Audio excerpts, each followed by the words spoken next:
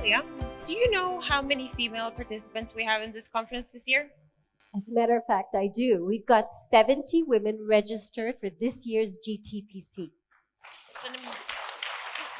That's 33% of the total participation here this year, compared to 20% last year in Istanbul. That's Bravo, amazing. ladies. Bravo.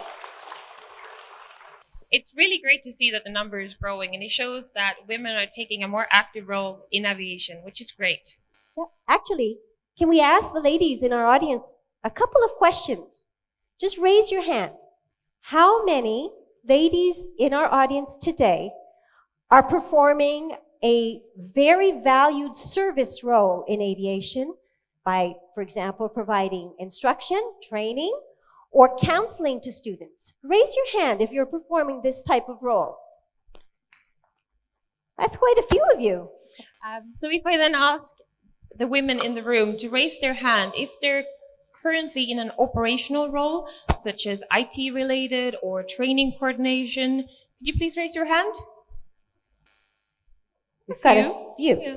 Less than before, though. Notice? Yeah. Okay, well, how many ladies in our audience today are performing a leadership role where you actually have strategic decisions to make and business planning? Please raise your hand. Up high. Wonderful. Actually, it's pretty good. Yeah, it's great. Wonderful to see this. Yeah. So on the next slide, the reason why we asked you these questions is because currently in the aviation industry, there are 79% out of the women who's currently conducting a service role.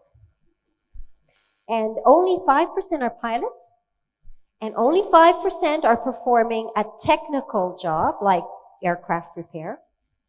But then, more disappointingly, only 3% are actually performing a management or leadership role in aviation. Today, we're very lucky because we have 4 women in our panel list who are a minority in this category. And they're here today to share their experiences and their lessons learned with us. Please welcome our panelists.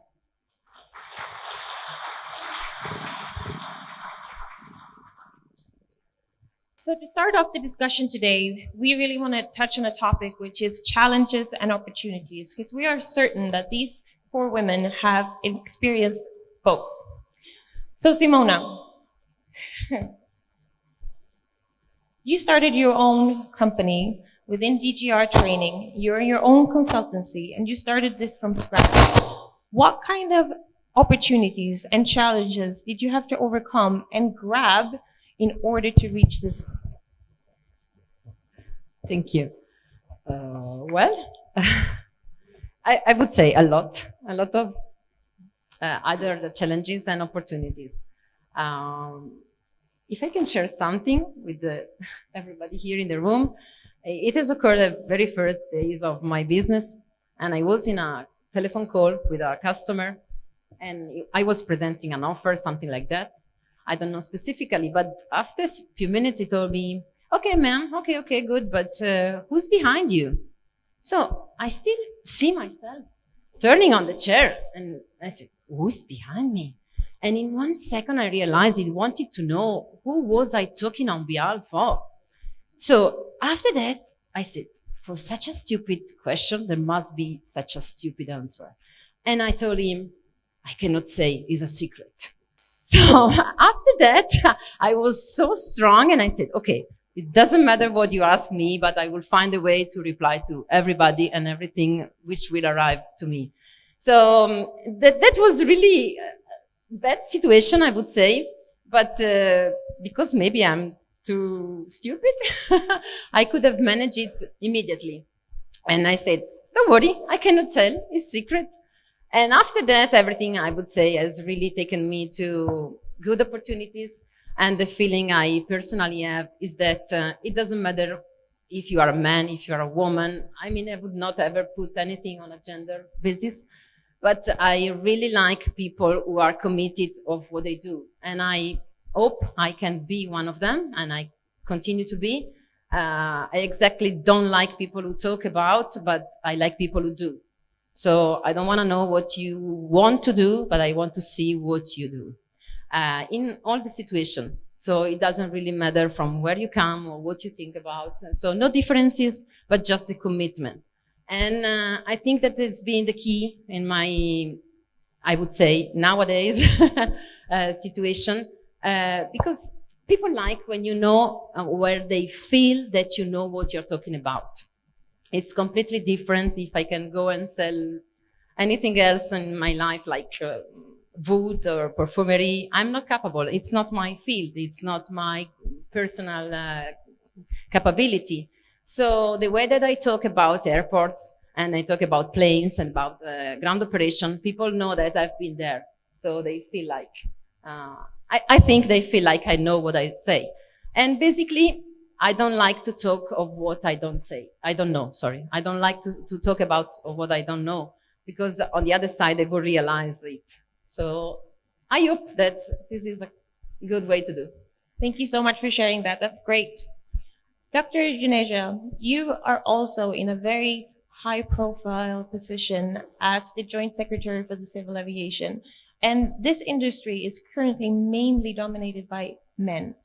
How have you dealt with challenges and opportunities throughout your career, and what can you share with us today that brought you where you are today? Thank you for that question. I have to admit that there have been a lot of challenges, but there's one challenge which I always remember and which has been, a learning lesson for me. This was early in my career, when I was still a young girl. I mean, literally just joined my service, and I got a posting in a very hot position. It was a very powerful position where two male officers were fighting with each other to get that. I don't know how they decided that no, it has to go to me. So when I got that position, I had so much of advice, from everybody that, this is not for you. This is not for a woman. I'll tell you the nature. The nature of the job was that I was supposed to carry out income tax, search operations, seizure operations. So that involved a lot of preconceivement of the kind of tax evasion that is going on, identification of a particular person who is doing that, and then planning and executing it.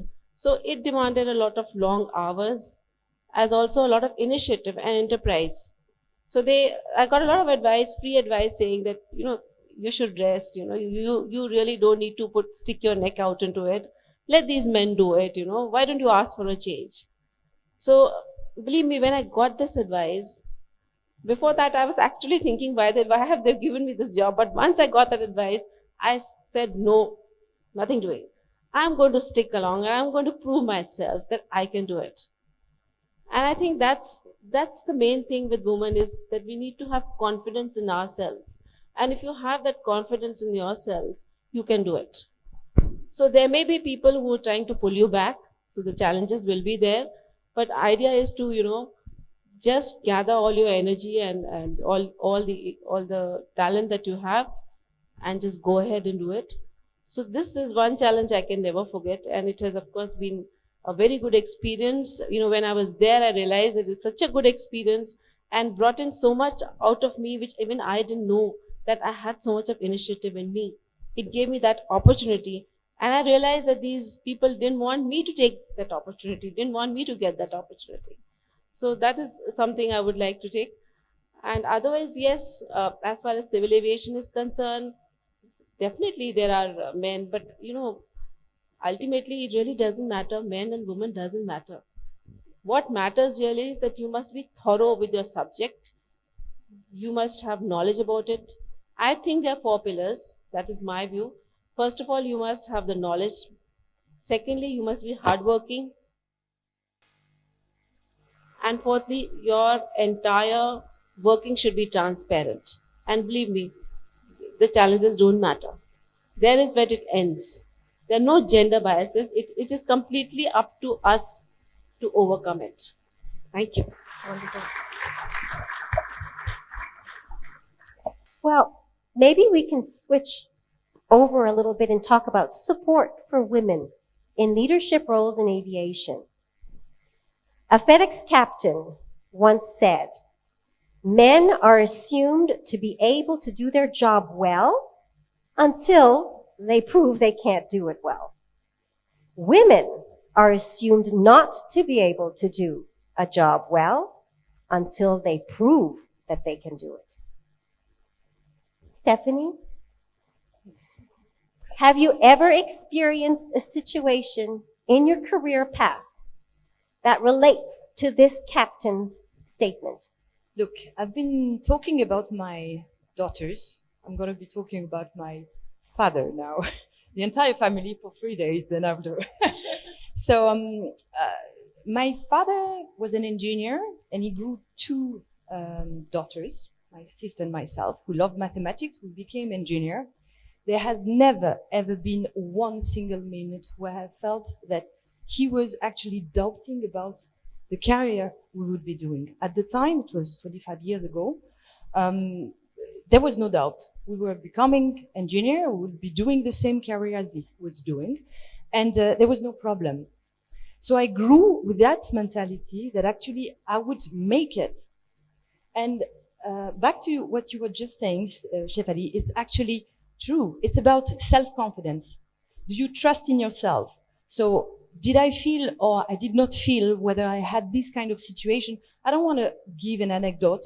Yes, I've been living moments in my career that were really tough. Be it a woman or a man, I guess we all go through something that is complicated. The only one thing is whether you trust that you can make it. And I have been trusting that really, really strongly. And the reason why I've been doing the career is because I wanted to do it. I felt passion and there was a goal I wanted to achieve. There was something that I wanted to do. And I think that everybody could see that.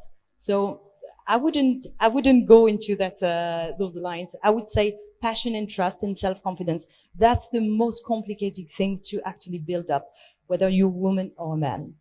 And influence from a very important person in your life as well. Exactly, exactly. Thank you, So Stephanie. if I can say, you all are maybe or will be one day fathers, you have a responsibility.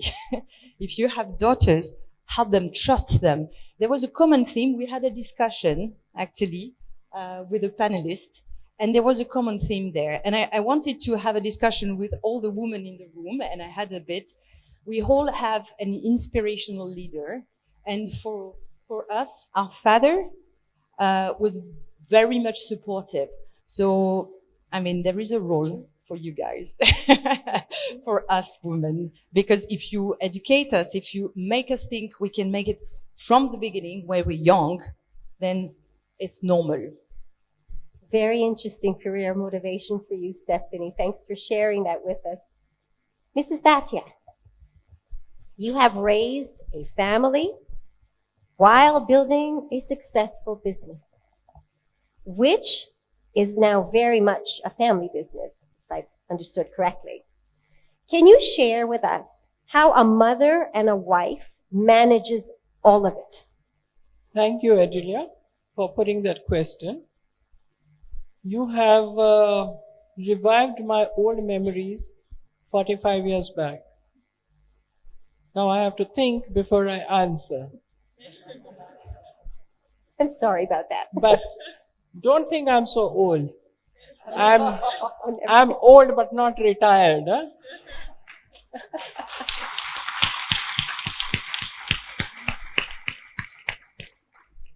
Now, first of all, I would like to thank IATA for choosing a period which is dedicated to women. Because these 9 days are dedicated to women, where the women powers are different 9 powers. They are creators, they are taken care of, they are brainy and educated, and that's Saraswati.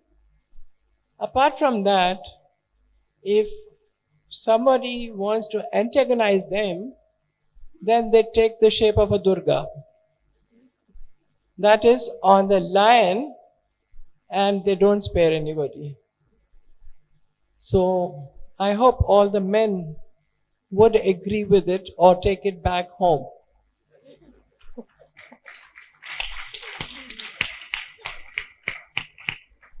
Now, my story also runs the same way.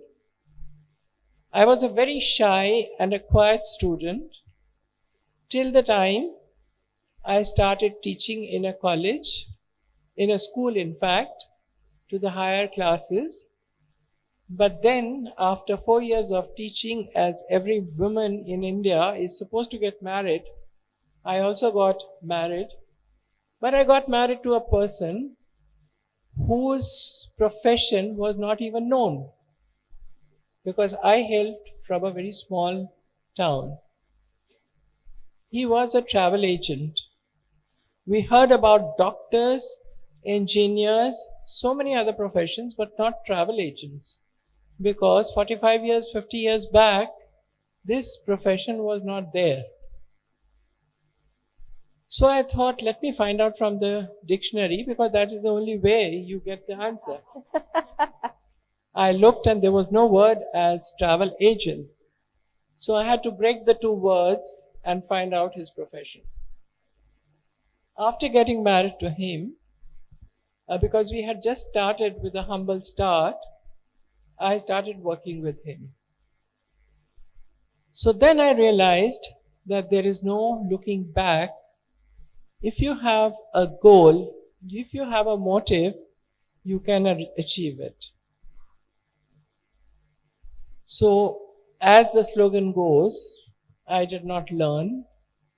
I only applied my conscious and my mind and tried to learn things by asking people from here and there. But I knew who would be the right person to. That was a difficult time, because everybody had to calculate the fares with computers. Not even computers, they were these calculators. So that's how I started. Gradually, things changed. The reservations were on telephones. There were no computers. So I used to handle 2 or 3 telephones at one time.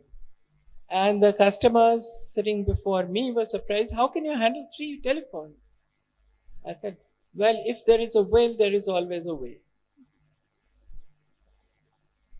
Then from that, I changed my role to a different model. We brought the IT into the industry. Now we've come into the hospitality. But I have been always dividing my time between the family, the work, and the friends. And now I believe that this is time for me to give something back to the society. So the young children who are coming and looking for jobs, we should be able to create more jobs for them. And that's, Thank you, Mrs. Satya. Truly inspirational for all us women here. Excellent.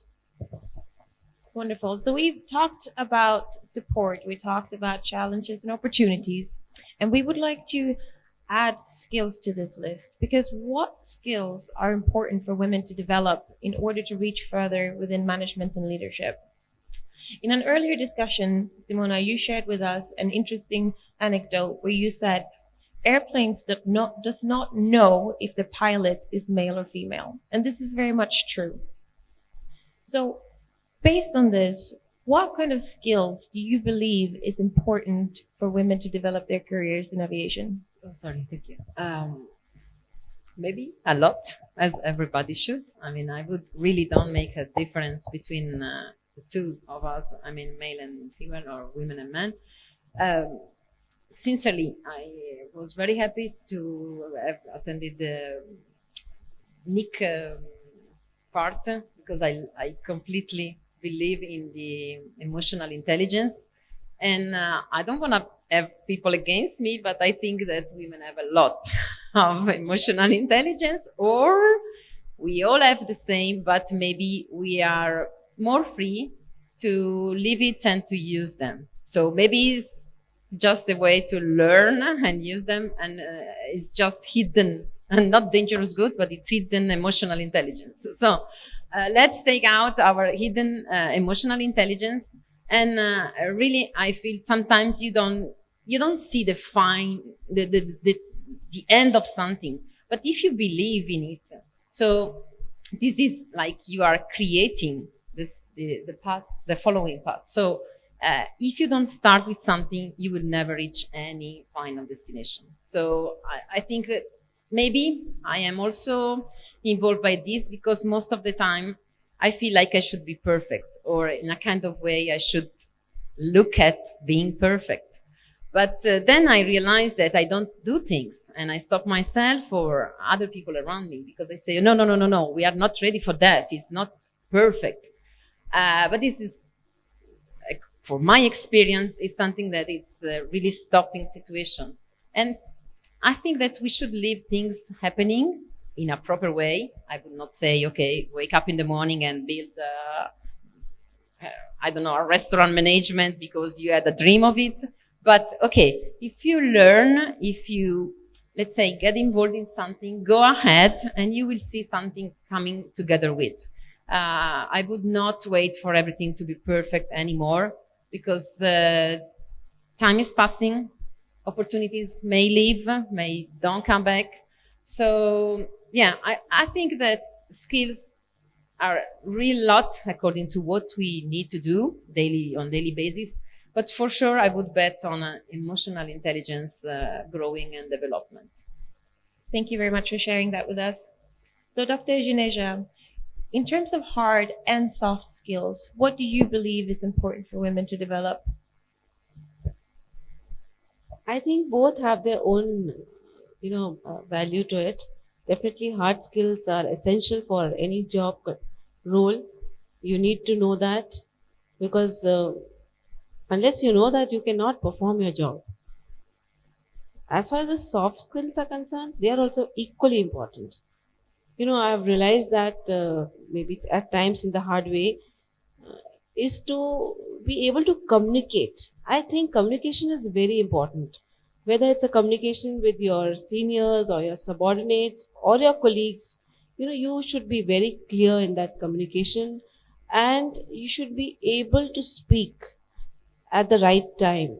I mean, there can be opportunity and you may not be prepared, but then you may come back to it and make yourself clear. So speaking up is very important. Communication is very important. Teamwork is very important. You have to take the team with you. If it's your subordinates specifically, you must believe in them. They must believe in you. So these are the kind of soft skills. Again, what my colleague had talked about, the emotional intelligence part of it. Women are considered to be more empathic. That's true. But, they are pretty shrewd also. And I think we have a third eye. We can see through people. We know when, they are trying to, not be very direct with us and not come out truthfully. So we can gauge that. But what is important is to inspire them, to work and to deliver and to maybe, we can also we have different role plays in our life. We are mothers, we are sisters, we are wives. So we can adopt different roles, even in our office. So these are the soft skills that we possess. And if it's a junior person, we can, kind of inspire them, give them confidence, and at times sympathize with somebody also, and still, transform her into performance. So I think we have those soft skills, and all those soft skills, believe me, they go on to make you what you are. If you want to be in a leadership role, you really cannot bifurcate the soft skills with the hard skill. You have to have them both. You have to excel in them. Wonderful. Thank you so much. Well, let's talk about the future for women in aviation. What can we do? Sheryl Sandberg was until very recently the COO of Facebook, and she used to speak to women quite often. And one of her largest advices for women was women need to sit at the table. That meant that what she meant by that was that women need to show their ambition and skills in order to develop and lead. thereby by sitting at the table and participating in discussion, in projects, etc. Mrs. Bhatia, based on your engagement with various organizations to help educate girls, what can the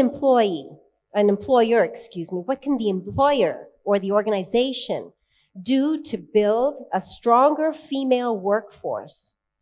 Well, if you come to my office, you will find there are more female. In fact, my whole floor is only females, and these females are sitting here also. Excepting one, because we need the army support.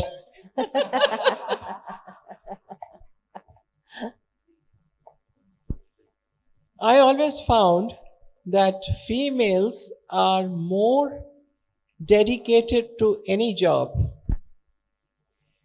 You know, Mahatma Gandhi said that if you educate one man, you educate one man. If you educate a woman, you educate the whole community. Because the women always like to pass the knowledge to others, quite unlike men. I don't know whether they agree or not.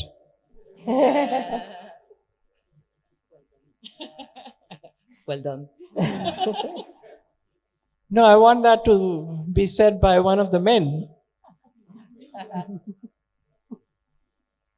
Elisa said yes. How many of you agree? Because you all have families and you all have children, and the children are educated by the women.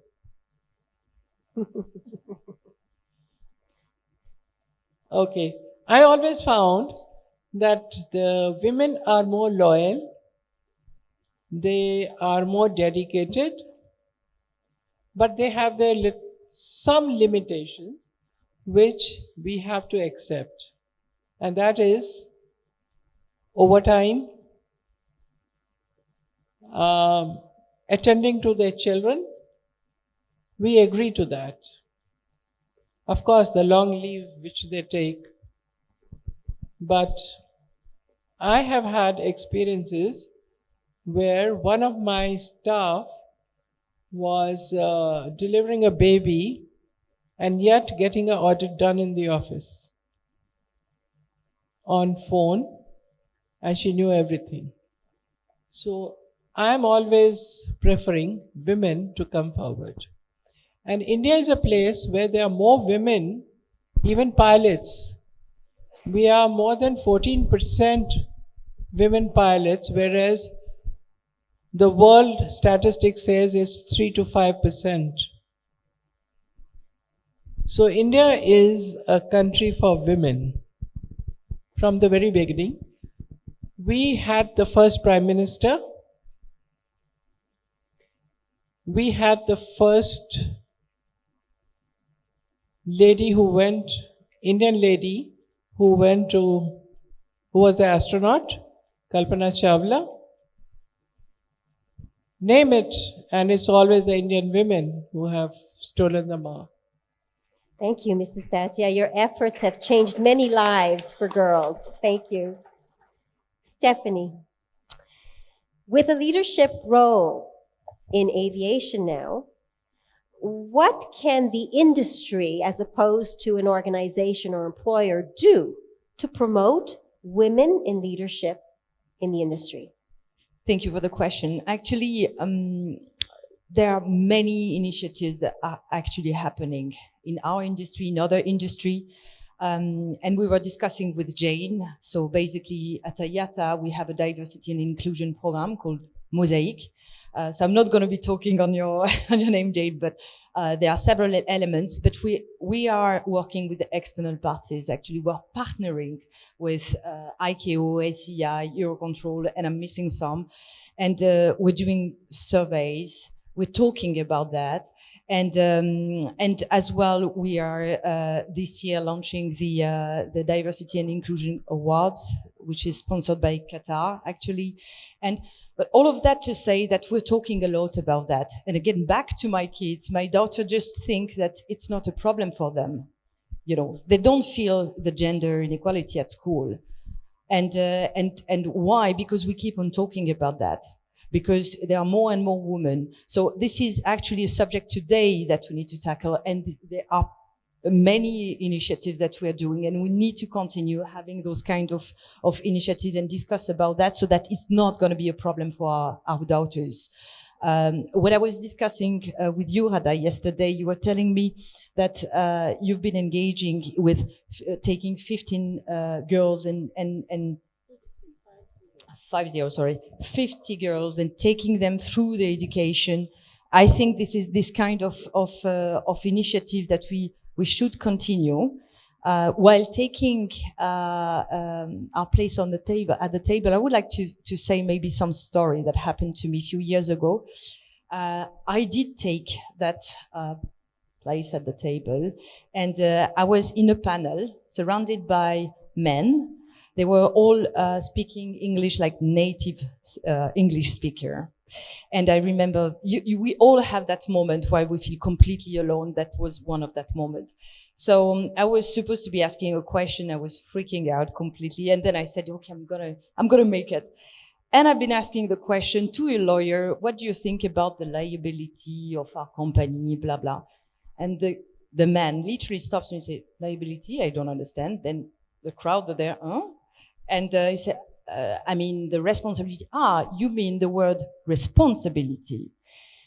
And I was completely shocked, and everybody in the crowd, it has made like, everybody was embarrassed. And then he continued, and I was frozen, literally frozen. Huh? And what happened after that is that I just wish that this moment stopped. Eventually it did stop. When I went back home, I've seen my husband and I said, what would you have been doing differently than me? I was completely stuck. And he said, what's the problem? The person is telling you responsibility? Cool. Okay. So what's the responsibility? He would have been saying another word. Why is it a problem for you? I forgot to focus on the goal, on why did I ask the question. I was just stuck with this. So we talk about soft skill. We talk about taking our place. Let's do it more often so that we go over those barriers. We go over those emotional things that we're living, and we're just making it. And we are not taking enough, our place, and we're not living that experience. And I was talking yesterday with John, who might be here in the audience, John there, and I said, what is your secret of public speaking? I mean, this is again the same thing. You practice, and we should be doing that as well. So it is important to take our place here at the table, and to also act as a executive. So that, fake it until you make it. We can do that as well. Thank you, Stephanie, for showing us that women can learn from men, right, in the process as well. Excellent. Wonderful. So we're just about to open up for a Q&A session. But before I do, is there anyone on the panelists that wants to add anything else? Well, the problem of the unequal ratio between men and women is not so much in India as it is a global problem.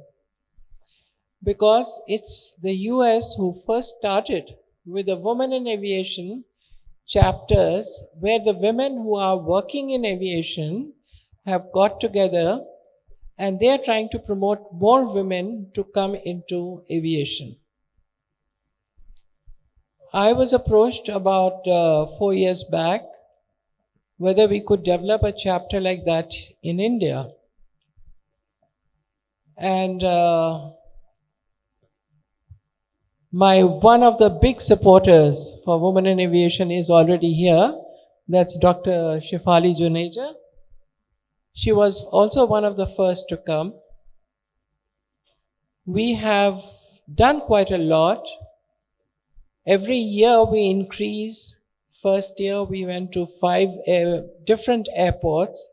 What we do is we call the young children from the class 9th, because they have to decide about their future. So we've got a small booklet made with various jobs which can be increased because aviation has multiple jobs. With these jobs, we call them to the airport. The airport authorities help us, take them round, show them exactly what are the various departments operating, including ATC. And with this, they can decide whether they want to take STEM or they want to take commerce, because they have enough job roles. And I think with IATA's global presence, we should take this forward. Wonderful. Shifali, do you have to say anything? Before I forget, 2 years back, we launched a slogan, and this was launched by the then the minister. That is in Hindi, Beti ki Udan, Desh ki Pehchan. That means the girl's flight is recognition for the nation. Bravo. Just to add to what Radhaji has already told you, India is really at this point of time, becoming an aspirational state. And more than that, our girls, they aspire to become something, to work, to have financial independence. And this is something which I've been telling my girls also, that you have to be financially independent and to have an identity of your own. Now, aviation has been a sector which has somehow been associated for a long time in India with, something which is meant for, it's kind of a luxury, but perceptions have changed. Cabin crew is one thing which many girls identify with, but what we've been trying to do in Women in Aviation is to try to spread the word that there are many other jobs which they can take up. And when I was coming for the session, I saw that I must have some statistics to tell you, I've just gathered that. So I just want to tell you that India today has, 1,128 pilots. Now, we've got that from the entire industry, from DGCA. We've got 42 aircraft engineers, and we've got 14 flight dispatchers. So that's a figure which is really upcoming. And as far as Air India is concerned, Air India, we've got 6 women directors on the board of Air India. Besides that, out of the total strength of Air India, which is 13,402, pilots and officers are 4,445. That is nearly 33% of the workforce is women. And women in position, that is pilots and officers, are 1,727. So that's a very, very good figure. And as Radhaji was saying, that we are doing pretty well when we compare ourselves with what is happening all over the world in aviation sector. But definitely there's tremendous scope. And what we need to just spread the word, each one of us has the responsibility of spreading the word that there are so many job profiles available for girls in aviation, and they must think seriously of a career, because this is one of the sunrise industry. And as IATA has predicted, we are going to be the 3rd largest market. As IATA has predicted that we are this growth will be continuing from time to come, from decades to come. And we definitely believe IATA, and we want everybody to be spreading the message that aviation as a sector requires girls to come up in more roles than just as cabin crew. Thank you for this. Well, it sounds like we're holding this panel discussion in the most ideal market. Absolutely. Bravo. Wonderful. Thank you for that. So I'm sorry, just I'd like to add something to the last point.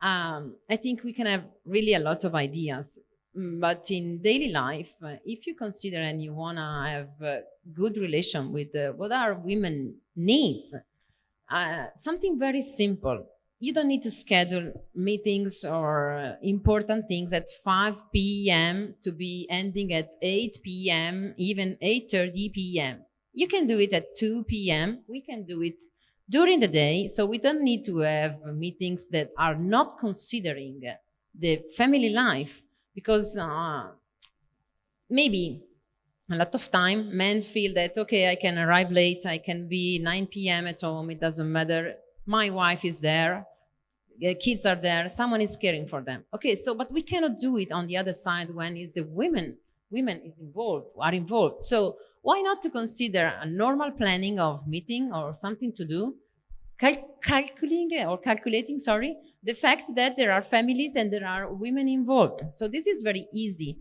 And in my life, I've taken in consideration that I had a DGR trainer. She was very, very good, and she couldn't move into the country or to reach different cities all the time because she had a newborn baby. So I told myself, okay, are you losing her, or are you considering different, choices? So for that period, for 1 year, 2 years, I could consider her to stay closer to home. So I didn't want to lose her, but on the other side, she couldn't fly every day to all the cities. But it's something very simple. You just need to consider it. When you have a woman or you have a family situation, so just remember. And I can take this really, now I have a man instructor who has a lot of troubles in the family. So I am absolutely considering him at the same way. So I know he is in difficulties, he cannot move because of a lot of situation inside the family. So I told myself, okay, what are you doing? Are you leaving him, or are you accepting this moment of his life to go through? Do you have someone else that can go on his place? Yes. So, okay, just consider that not everything is, I would say, black or white. There are a lot of gray areas in which we can manage a lot of situations. Thank you. Thank you. Any questions? I wanted to find out, how do you deal with a situation where you've got a subordinate or a man who's not submitting to your authority, or who doesn't know how to take it, having a woman in charge? Thank you for that question. Yes, there have been many times we've had people who basically consider you that you don't know anything. Just because you're a woman, you don't know anything. That's the first generalization they make. So it takes time, and women can be patient. It takes time. We are able to discipline them. We're able to find out what really makes them so arrogant and what really are their weaknesses. And believe me, at the end of it, they're all human beings. It takes time, but they understand authority. They understand where they are wrong. And if one is capable, again, it's believing yourself. If we are capable, then I don't think there's any bit of doubt that we cannot discipline them. It may not be the way a male superior would react. We have our own way of dealing with these things. Thank you for that question. I would just add to Stephanie's comment before. You guys, most of you may be fathers or will be. But in the end, all of you and all of us, we are sons and daughters. So I think that we spend our lifetime listening to a woman in the family. It's our mom. So it doesn't matter if you are a man or not. But okay, consider that we all come from there. Adila? Yes. Can we also, okay, after that question. Hello, and it's not a question exactly. It's back to what Simona was saying regarding, being able to work and facilitate with women who have children. It's challenges and opportunities, I think, for the entire society to give men the opportunity as well to have the leave and to be able to work and let everybody feel and have the opportunity to do that. So then that becomes a larger solution rather than just putting that on women exclusively. And I think this is one of the pillar of the program we're having in Mosaic, which is the policies and processes. We must review them to make sure that it's it's both ways, so that we can actually give that opportunity as well to men. Yeah. I hope I'm not changing the sequence, but I have a question to one of the audience. Bravo. Are we allowed to do that? Yes, we are. Yes, we are. I was told by Mr. Conrad that in Singapore IATA office, he has more women than men. I would like to have his comments. Thank you, Ellen, for stepping in. Well, Madam, that's absolutely true. We have more women than men in the Singapore office, and we're better for it. Thank you. Okay. We have one more question. We have one here, more question? And then make it. Okay. Good evening, everyone. I think I want to make one statement before asking a question. Technology has really taken out the physical, ability of an individual, because it's all about mental ability. Those days have gone where the physical ability of a man used to play a major role. But now the technology has taken that out. I don't really see any difference between a man and woman today. So everybody who has got the brain can play equal role. Now, my question is, as one of the speakers was saying, mother of a baby. I am married 10 years it's been. I know how difficult it is to question a woman. So, so the mic is not supporting, because a man is holding and questioning when 5 women are sitting there, when I'm finding it difficult to question one woman in my life. Okay, I just want to ask one question, like, what is your recommendation for an SMEs, especially? Because the small and medium-sized companies find it difficult to have multiple people in the same role, whereas the bigger companies can afford to. And a woman coming into the picture, at times, as you know, due to the biological differences, the woman has to go for a long leave. So those situations, how do you, what is that your recommendation for SMEs? How do they plan for the succession, and how can they overcome that? Because they can't afford to have multiple people in the same role. That's what my question is. I already said while I was talking that women are so dedicated that even if they are on leave, they have still been able to deliver. Because for them, they know how to prioritize work, house, responsibility, children, and husband. So if you have a dedicated staff and the staff is attached to the organization, physically, if not, mentally, yes, then the staff will deliver wherever she is. So this is going to be our last question for this panel, and it's coming from a woman. Finally, I hope the mic works. Good evening, everyone. Yeah. So I just wanted to, first of all, tell a personal experience I had a few years back. And this was regarding an interview that I faced in one of the institutes. I'm an instructor for IATA. And one of the institutes that I was going for the interview, they said, the criteria is that we do not want you. I was just married. And we do not want you to have a child or a baby for the next 2 years. This was put up to me right across the panel. And that is when I decided that I do not want to join that institute. So we are somewhere, I guess, facing this right now here in India. And this is just about 2 years back. And I hope because of what we are seeing here on the panel today, I hope things are changing. And yes, for sure, they are changing. And I look forward to better opportunities for the women right here in India as well. Right? And I'm so pleased, and thank you, IATA, for having this panel here for all of us. And I hope we as instructors can send it across and motivate our students, women students ahead. Thank you so much. Thank you. Bravo. Now, I just want to comment on this, and because I think this is This is a very important point you're bringing. I don't know if we still have this kind of conversation because we've been talking so much about the subject that I wouldn't see someone daring having this kind of comment.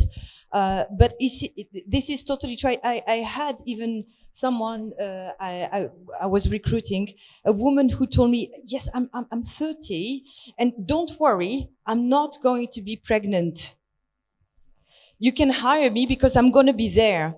I felt so bad about that. So it was not coming from me. It was coming from her. And that's a reality. So thank you for bringing that. And I hope we're living in a world where we can have kids, we can work, make it happen because we are multifunctional. And it's true. And our husbands are helping us as well. Our family, everybody's around us. It has to become the standard. We can set that standard. But thank you for asking the question because it was our reality, and I really wish it's not going to be continuing that way. Thank you. Well, as I said, that it is for the individual, how much the individual is involved in the work. Well, I delivered my son, and the very third day I was on phone with a government office, and the lady told me, well, when are you going to deliver? I said, I've already delivered. She said, no, I don't believe it. You are joking. I said, no, I had to wake up the child so that the cry could be heard by her, just to confirm. Bravo. We have one more question. Actually, a comment. It's I grabbed the mic to make sure that it's working for me like Vitsa. So it's happened to me that maybe that this is the third woman in aviation in 2 months. I'm attending it. So one in Saudi Arabia, and there was a discussion in London, and I was telling to my friend, I enjoyed this one much more than what I heard before. One good lesson I can, I always repeat it to everybody, male or female. We do have events happen to our life, and we cannot change events, but we don't live in events. We live in outcomes.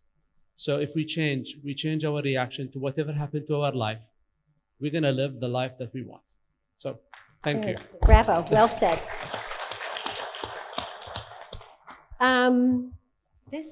This ends our panel discussion on women in leadership in aviation. I want to thank our panel guests and our audience, male and female, for your participation. But I just want to leave, we want everyone to leave with the thought that gender diversity is not the only diversity issue that IATA and the aviation industry is currently concerned and working around. I'd like to invite Jane, my colleague Jane, up to the stage because she will explain to us all of the diversity initiatives at work today in aviation. Hi. So actually what I really wanted to talk to you about, Stephanie mentioned a lot of things that we're doing already, but actually I'm just going to do a shameless marketing plug for the IATA Diversity and Inclusion Awards. So they've been alluded to, but let me give you a little bit more color about them. We were lucky enough to partner with Qatar to launch 3 separate awards that recognize diversity and inclusion. Now, 2 of them are focused on women, and there's a reason for that, because we want to give more visibility to great female role models, because the more role models we see, the more girls and young people can aspire to come into the industry. So there are 2 awards that are specifically for women. The first one is called the Inspirational Role Model, and that is for anybody in the aviation industry that can apply for it. We're looking for people to be nominated. We've made a very, very simple nomination process. So you have to simply go to the IATA website, type in IATA Diversity and Inclusion on your browser, you'll find it. You go to the website, you give a little summary of 300 words, that's not very much, and record a little video that says why you are nominating this person. So this is not a big production. This is something from the heart that says why you think this person is an inspirational role model in the industry. The second award is for a young high flyer. So, you know, I quite like the definition young because it's somebody under 40. So I know there's very many people that will be eligible for that. Unfortunately, not me.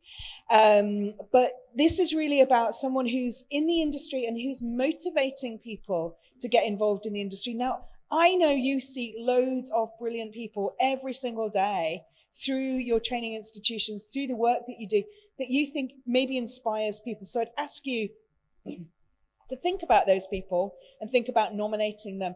Now, the third award is for the Diversity and Inclusion Team of the Year, because as Adelia says, it's not just about gender, it's about all kinds of diversity. And we want to, this is only open to IATA members, but it's to recognize the diversity and inclusion team that's really driving the agenda forward through the initiatives that they're taking.